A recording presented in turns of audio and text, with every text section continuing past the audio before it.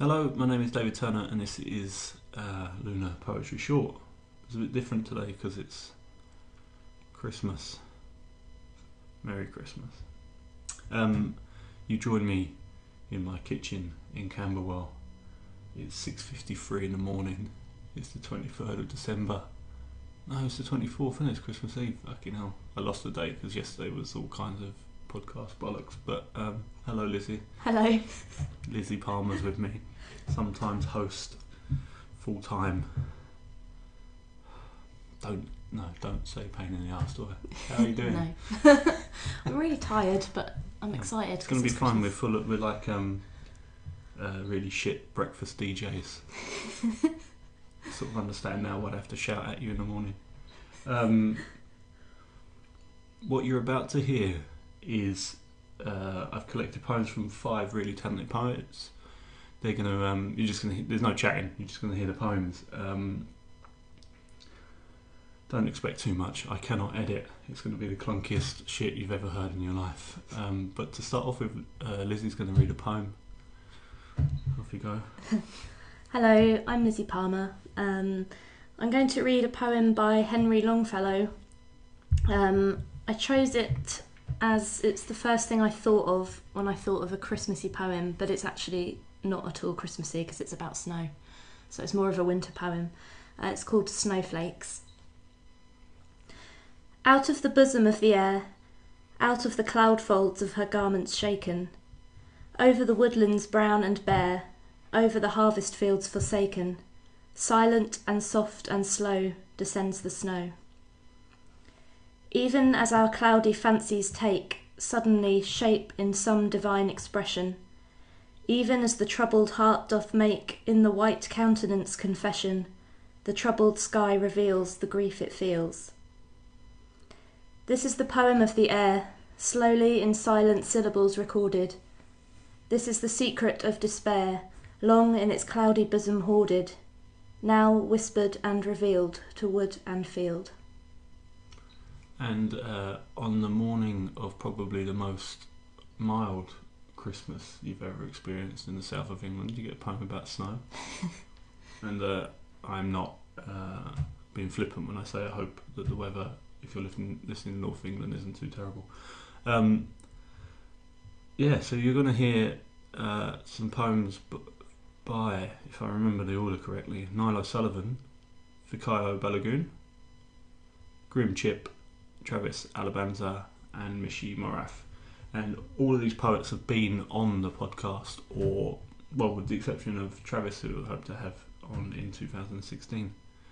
I hope you enjoy it. Thank you, Lizzy. Thank you.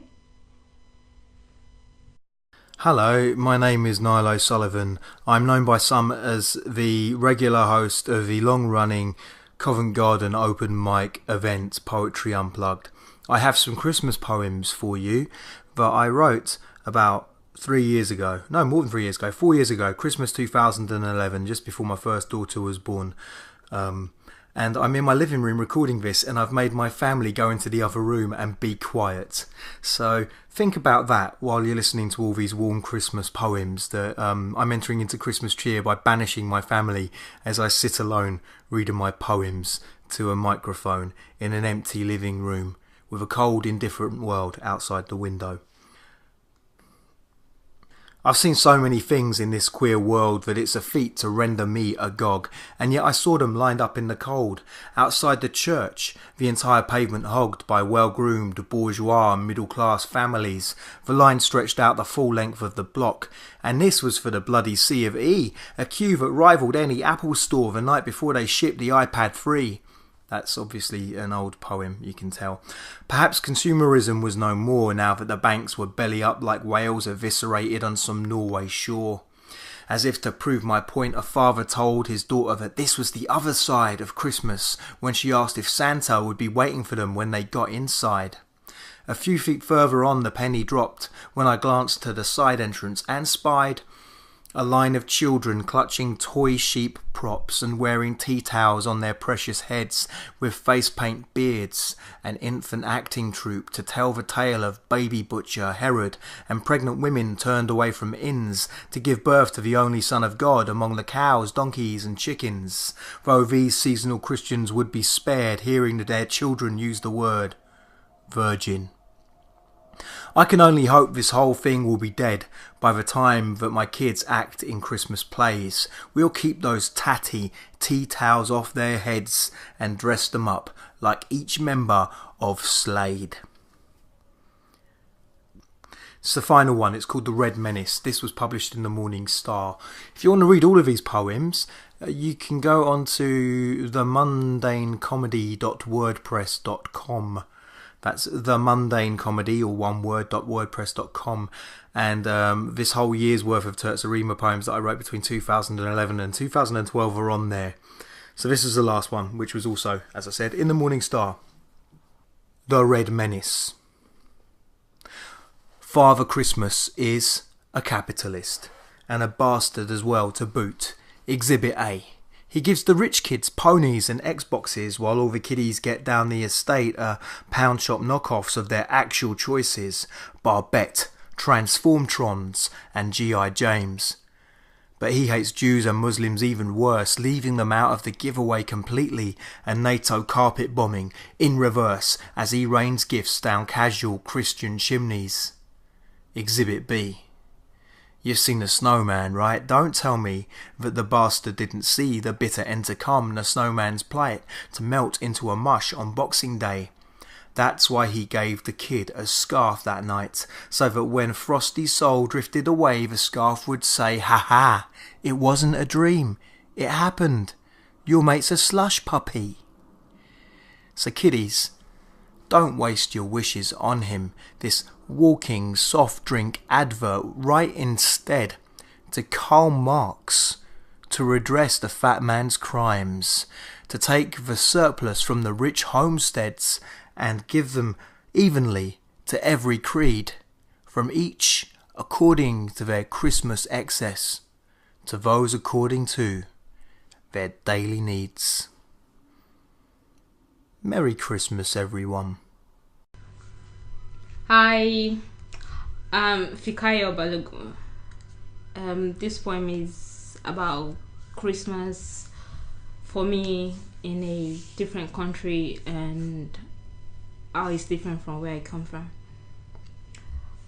+2, 3, 4, 10 more numbers, and the scream cuts through the silence of my room. Hello. Clustered with molecules of children's laughter, mothers' cautions, breaking bones and barking dogs seeps through the speaker. I try to pick our words. Like sand in salt, it fades in and out like our tongue is on life support. We're only hours apart, attached by disconnected circuits. We are frozen in space. Hello, hello, hello, you're breaking up, hello. The thunder runs through my chest. I'm a child again, wondering if she'll be back. Her feet slapping the marble floor replaces the chaos. I can barely hear.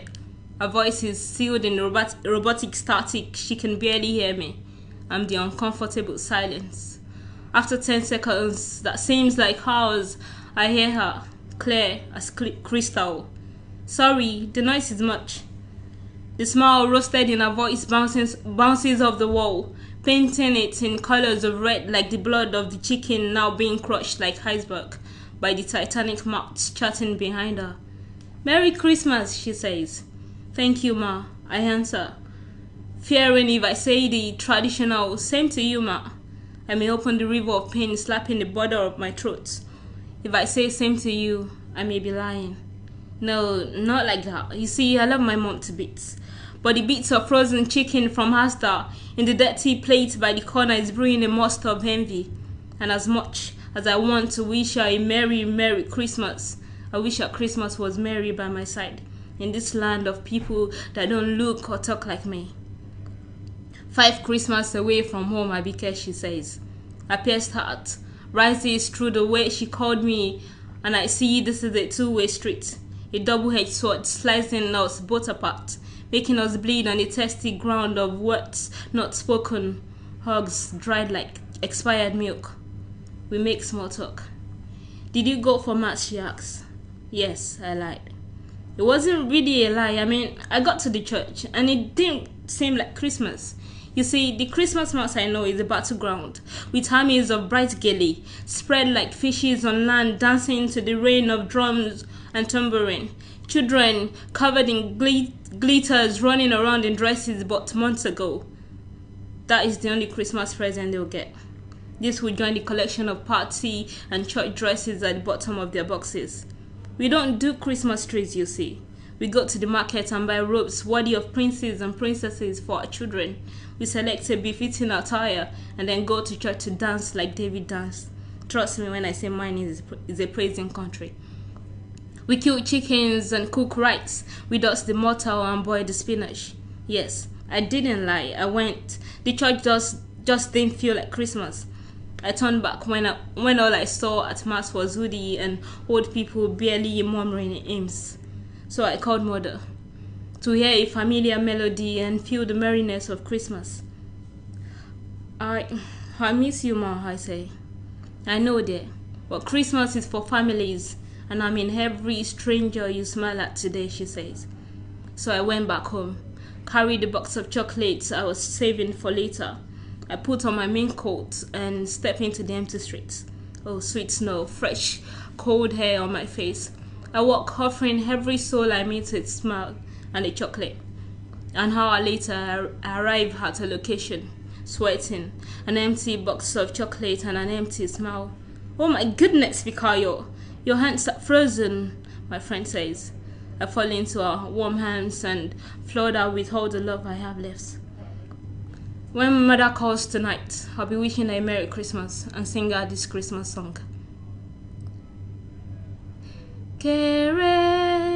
Kérésìmesì, Kérésìmesì dé, Kérésìmesì dé.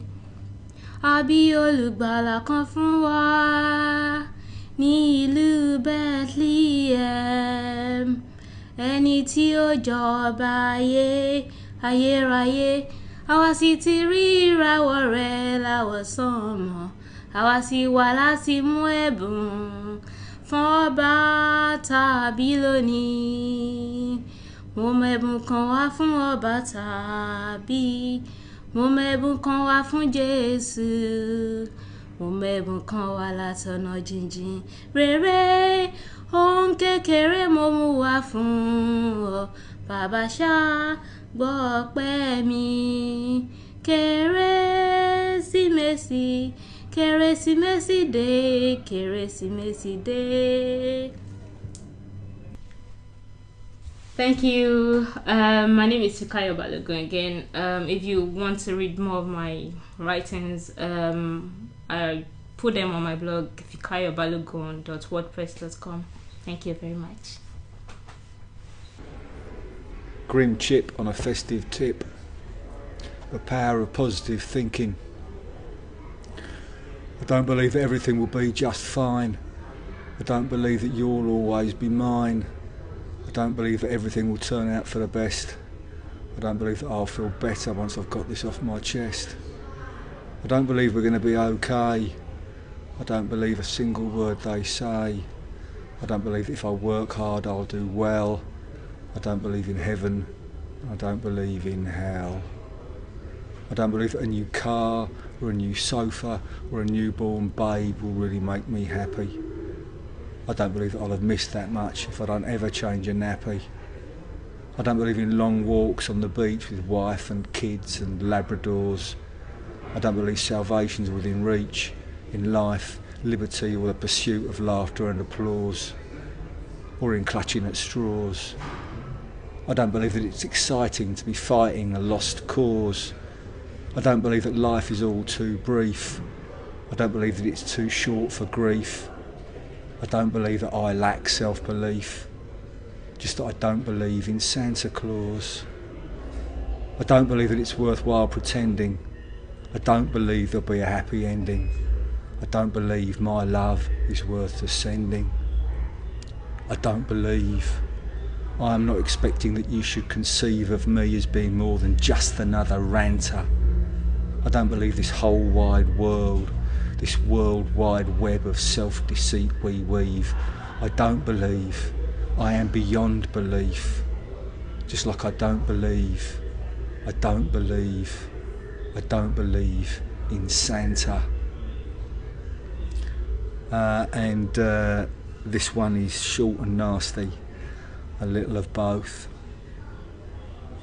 The advert says choose happiness, but we know the revolution will not go better with coke. That if we all spit together we can drown. The bastards grind you down, it ain't no joke. It's illegitimate, the literati and the illiterate. Flat share, flat out, flat broke. Personal or business. A little of both. Hi everyone, my name is Travis Alabanza. I'm a London-based performer, writer, poet, I guess. I'm black, I'm hella fucking queer, and so a lot of my work is about that. Thank you so much for having me on Lunar podcast today. I'm going to read 2 poems, and I think because this is the Christmas podcast, I tried to look at what Christmas means to me, and a lot of the time I think about church, I think about tradition, I think what it means to be black. This one's called To Be Read in Church. Because we were told that our bodies couldn't meet, that my brown complexion should never rustle against the charcoal of your hands, that the curl in my hair should never be caught on the knots in your braids, because we were told to never share the cocoa butter in our bathroom. Because we were told to meet in the secrecy of back streets, that we could never be pleased of our lips crossing roads, that we must always stand in opposite pews when at church, because we were told to never preach the phrases we kept whispered. Because we were told to be black and proud until that meant holding hands, that we can march on the streets as long as our heels are at home, that we could only have our grandma's red stain on our cheeks, because we were told our manhood must be preserved. But I remember realizing that your eyes were also brown, that both our Sundays were spent with black notes screaming from the keys, that our seasons spill from the fullness of the pan and loud maternal roars engulf over our ears. I remember realizing that both our hands became ashy in the cold, that we both require touch to keep our skin strong, that without care our cracks begin to open, and that we were both brave for holding on. I remember realizing that hiding in black hands is the war of our mothers, that in the grounds of trodden lands is stories like our own, that in the breath of our gods holds a smell like our sheets, and that this fruit is only forbidden if we make it so. So the next one I'm going to read, I'm actually really annoyed this isn't like a video cast because I shaped it in a Christmas tree. I've been doing loads of silly poetry gifts for my friends because I'm thinking I won't have enough money to get presents this year. So one of those presents is lots of Christmas tree-shaped poems, and this is kind of about reflecting about being queer at Christmas and how Christmas may mean different things for different people, especially in the queer world. And it's really short. It's called Holiday Season. So imagine a Christmas tree projected on when this is happening. I wonder if this Christmas they will remember my pronouns, or not call me man, if they will let me wear nail varnish, mascara, or maybe even a dress for New Year. I wonder if this Christmas we can go a dinner without me wanting to change my name, run away to a utopia made of glitter baubles and rainbow-tinted tinsel round my neck, where Santa is a big brown gender-fluid spirit that gives you femme presents like lipstick or lashes. I wonder if this Christmas I can stand over the mistletoe with my partner, or that I can kiss him, them, ze, her, and not shrivel up. I wonder, oh well, there's always going to be next year instead. I hope everyone has a really happy holiday, no matter how you're spending it. If you want to follow me on Twitter for more ramblings, I'm Travis Alabanza without the A in Travis. Thank you. Okay, I've been asked by David Turner to do some poems for Christmas. I don't do Christmas, so whatever you get is what you get.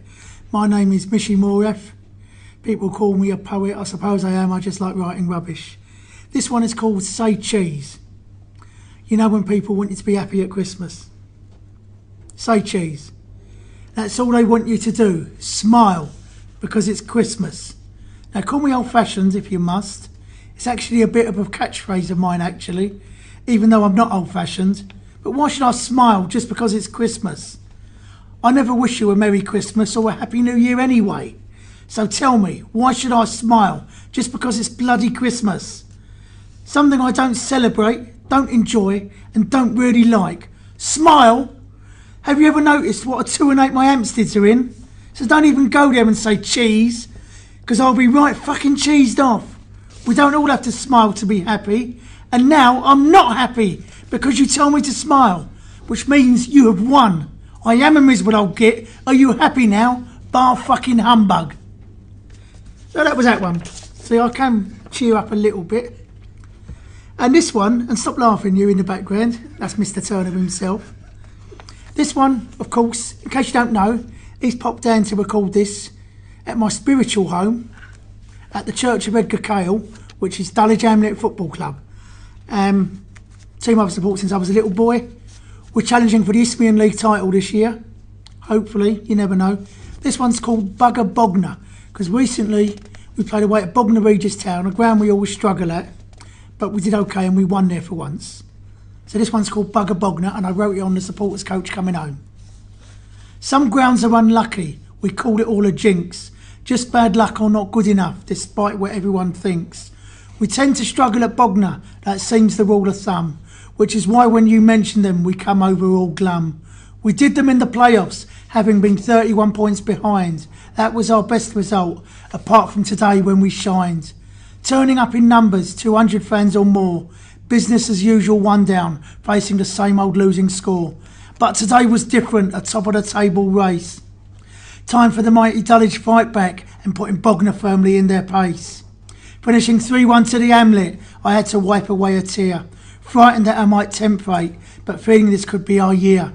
I'm used to disappointment, too many years of hurt. To claim we'll win the title, not going to bet my shirt. This year could be our destiny, not been top of the league since 49. A number that also happens to be my age, a clutching at straw's lucky sign. No idea if this is our destiny, or just my hope and dream. But if that really does happen, I'm not just going to beam. For I will be delirious, more emotional than you've ever seen. For if we're Isthmian League champions, I'll be leading the huge conga round Goose Green.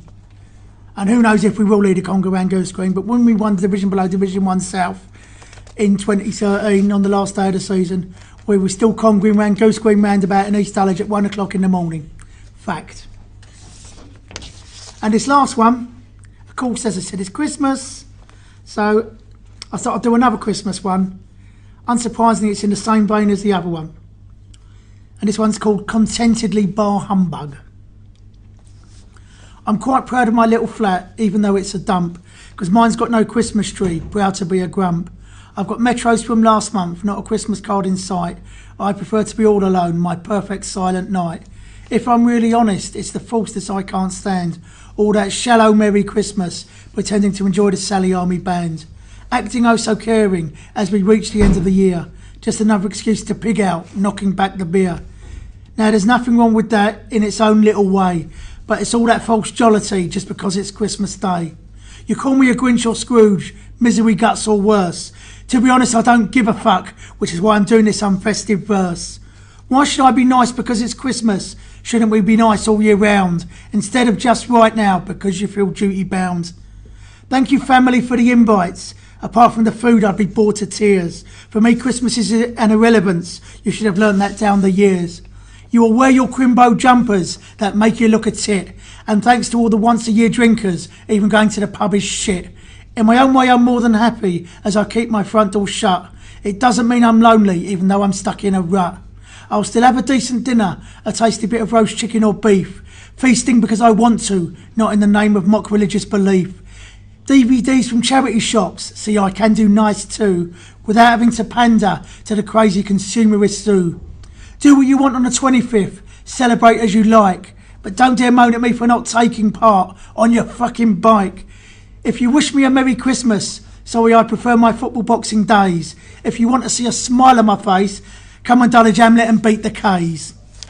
And that refers to Boxing Day, 3 o'clock kick-off, Champion Hill Stadium, Dulwich Hamlet versus Kingstonian. £10 for adults, all concessions £4, cheapest in non-league football, and all under 12s free. Merry Christmas if we win.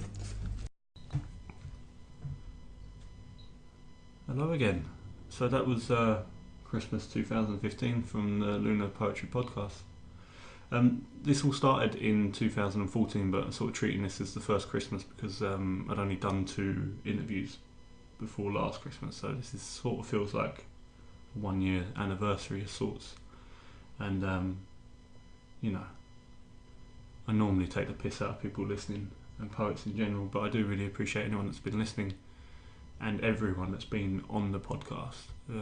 It's, you know, it honestly would have just been me shouting without poets answering. So I really appreciate it, and especially to the people I don't know, because that's really weird. There are strangers listening to this, and it freaks me out every time I meet someone at an event and they've been listening to the podcast without me badgering them on Facebook.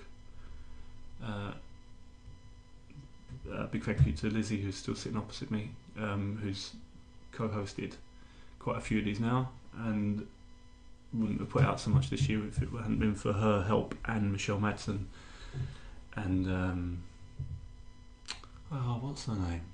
Oh yeah, Menenti, Kyla Menenti. I think the union stuff is going to start up again next year in Putney, so check that out. It's Union at the Half Moon, and check out Michelle Madsen's stuff online. She's got some interesting stuff coming up next year. Lizzy and I will probably do some. We've stopped our regular Silence Found a Tongue nights now in Waterloo, but we're going to do some one-off stuff next year. I'm going to finish with a poem. I didn't know what to read, so I thought I'd just choose something that I've really liked this year, and it happens to be a Christmas poem as well, but I was going to choose from a collection that I've enjoyed, but there's been a few this year, most notably Emma Hammond and Emily Berry's, but they're not necessarily out this year, but I did buy them this year and I forgot to bring them down, so I can't remember who they're published by. Google and shit, isn't it? But this is amazing. This definitely isn't out this year, it's getting on a bit now, but it's called Terrifying Ordeal, and it's a collection of poems by Paul Birtill, Birtill, who I definitely recommend you go and see. He's amazing. It's out through Hearing Eye, and the poem is called Christmas in Bedsit Land. Christmas is coming, and there's a violent maniac in the attic. He keeps threatening to come down and give me a good hiding because I have lots of callers and he has none. I've told the landlady, but she says she can't evict him until he actually gives me the hiding. He says he's going to do it right after the Queen's speech, and I believe him.